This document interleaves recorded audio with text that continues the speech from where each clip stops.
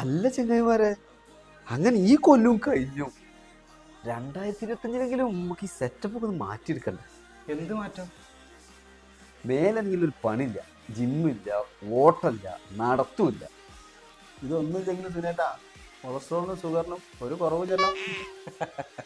അതാ പറഞ്ഞത്, അടുത്ത വർഷമെങ്കിലും ജിമ്മിനൊക്കെ പോയി ഇതൊക്കെ ഒന്ന് കൺട്രോൾ എടുത്ത് ജീവിക്കണം എന്ന്. ശരിയാ സുനേട്ട, നിങ്ങൾ പറഞ്ഞു. എനിക്കും വേണമെന്നുണ്ടാവും. അടി കുറച്ച് കൂടി. അല്ലെങ്കിലേ പെരൻ്റെ പുറത്ത് ഞാൻ വേറെ റൂം ഉണ്ടാക്കില്ല. സാധനം അടിച്ചു തന്നിട്ടേ നിങ്ങൾ പെര കയറ്റണ്ടേ? അല്ല ചെങ്ങായി, ന്യൂ ഇയർ കണക്ക് തീരുമാനം.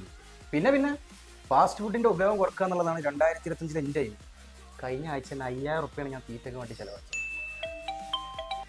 ആ വരുന്നുണ്ട്. അപ്പളേ പിന്നെടാ 2025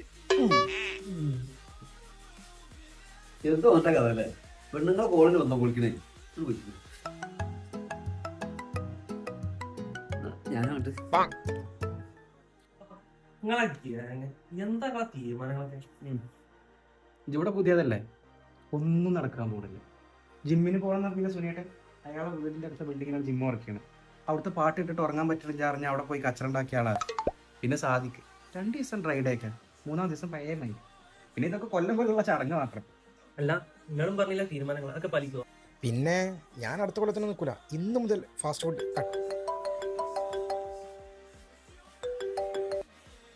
ഹലോ, ഇന്നോ? ആ, എന്നാൽ മലപ്പുറം ഹോട്ടൽ എയർലൈൻസിലായാലോ?